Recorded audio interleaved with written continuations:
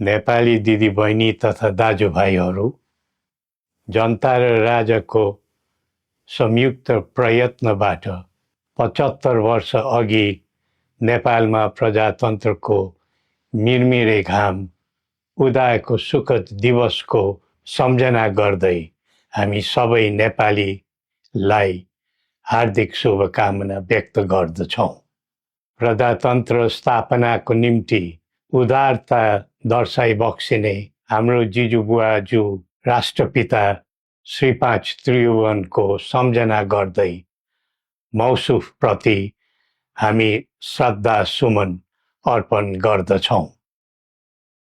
प्रजातन्त्रका निम्ति जीवनदान दिने ज्ञात अज्ञात शहीदहरू र प्रजातन्त्रका लागि क्रियाशील रहने सबै पात्रहरूप्रति पनि हामी श्रद्धाभाव व्यक्त गर्दछौँ।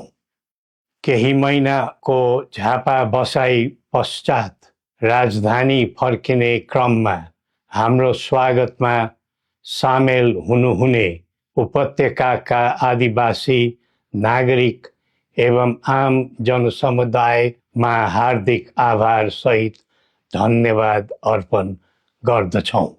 मुलुक असामान्य अवस्थाबाट गुज्रिरहेको वर्तमान अवस्थामा हामीप्रति दर्शाएको यस्तो प्रेम र सद्भावले हाम्रा मन र मुटु मात्र छोएको नभई हाम्रा निम्ति एउटा अटल दायित्वबोधको प्रेरणा पनि मिलेको छ।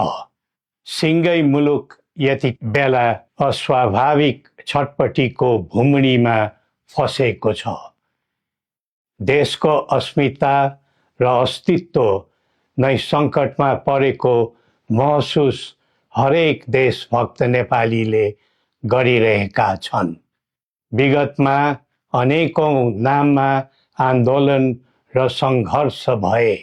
सङ्घर्षको आडमा परिवर्तन पनि गरिए, तर सबै प्रकारका परिवर्तनहरूले नेपाल र नेपालीलाई के दियो भन्ने आत्मसमीक्षा गर्नुपर्ने समय अहिले आएको छ। हाम्रो शत्रु विपन्नता र अस्थिरता हो, तर एउटा नेपालीको अर्को नेपालीलाई बैरी ठान्ने अवाञ्छित संस्कृतिलाई हामीले बढावा दियौँ, जसका कारण देश आज इतिहासकै सबैभन्दा गहिरो दर्दनाक स्थितिमा आइपुगेको छ। त्यसैले कठिन परिस्थितिमा परेको आजको मुलुकमा परस्पर घृणा र द्वन्द्वको राजनीतिमा पूर्ण विराम लगाउँदै सद्भाव र एकताको राजनीतिक संस्कृतिको प्रवर्धन गरौँ। प्रजातन्त्रमा राज्य व्यवस्था र प्रक्रिया संवैधानिक मान्यता अनुरूप चल्नु उपयुक्त हो। प्रजातान्त्रिक प्रणालीमा प्रतिनिधि छनौटको आवधिक निर्वाचन एक स्वाभाविक प्रक्रिया भए तापनि यतिखेरको आम जनभावना यो छ कि मुलुकमा पहिले राष्ट्रिय समस्याको समाधान गरेर मात्र आसन्न निर्वाचन प्रक्रियातर्फ जानु उचित हुने र निर्वाचन पछि कुनै द्वन्द्व, अशान्ति र खिचातानी नहोस् भन्ने विषयलाई ध्यानमा राखेर राष्ट्रिय सहमति र सबैलाई समेटेर जाने समझदारी बनाएर मात्र निर्वाचनमा जाँदा नै त्यसले सही बाटो समात्ने थियो। वर्तमान अवस्थामा अधिकार मात्र खोज्ने तर कर्तव्य नसोच्ने प्रवृत्ति मौलाइरहेको यस्तो दुःखद परिस्थितिमा आलो पालो भाग लगाएर खाउँ भन्ने सोचले होइन, मिलेर काम गरौँ भन्ने कर्तव्यबोधले मात्र मुलुकलाई नयाँ गति दिन सकिन्छ। प्रजातन्त्रमा जनता आफै जागरुक बनेर समाज र राष्ट्र सेवाको सत्कर्ममा अग्रसर हुनु पाउनु पर्ने हो, तर कसैलाई खुसी पार्नु पर्ने अनि कसैबाट तोकिनु पर्ने आध्यात्मिक व्यवस्थाको जन्जिरमा बाँधिनु परेको छ।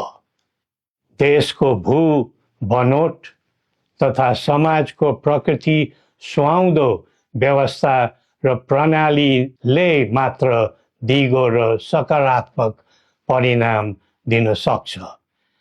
आम जनताको समग्र हित हुने तथा विश्व सामु नेपालीको उच्च शिर हुने व्यवस्था नै प्रजातान्त्रिक व्यवस्था नेपाललाई सुहाउँछ। कुनै व्यवस्थाको राम्रा र असल पक्षहरू टिप्नु र राख्नुपर्छ। जुनै व्यवस्थाको नराम्रो र खराब पक्षहरू हुन्छन् त्यस्तालाई फाल्नु र फ्याँक्नुपर्छ। त्यसैले विश्वका कैयौँ राष्ट्रहरू पहिले आफ्नो देश, पहिला आफ्नो जनता र पहिला आफ्नो आवश्यकता भन्दै त्यही प्राथमिकतामा प्रजातन्त्रको पाइला बसाइरहेका छन्। हो, हामीले पनि हाम्रो धरातलीय यथार्थमा उभिएर प्रजातन्त्रको प्रयोग, परीक्षण र प्रशोधन गर्दै जानु पर्दछ। नेपालको एकीकरण, प्रजातान्त्रिकरण र आधुनिकीकरण सँगै जनताको बदलिदो चाहना र आवश्यकतालाई ध्यानमा राखेर समानुकूल परिवर्तन र परिमार्जन गर्दै आम जनताको दैनिक कामकाज सहज र सरल बनाउँदै जानुपर्ने आजको पहिलो आवश्यकता हो। प्रजातन्त्रमा सबै थरी विचार, सबै थरी संस्कारको आधार हुनु पर्दछ। सबैले सबैलाई कदर गर्ने समन्वयकारी गुणबाट नै सामाजिक मूल्यको प्रजातन्त्र दिगो र दरिलो हुन्छ। अरूको भरमा परेर हामी अक्करमा नपरौँ। श्री पशुपतिनाथले हामी सबैको कल्याण गरून्। जय नेपाल।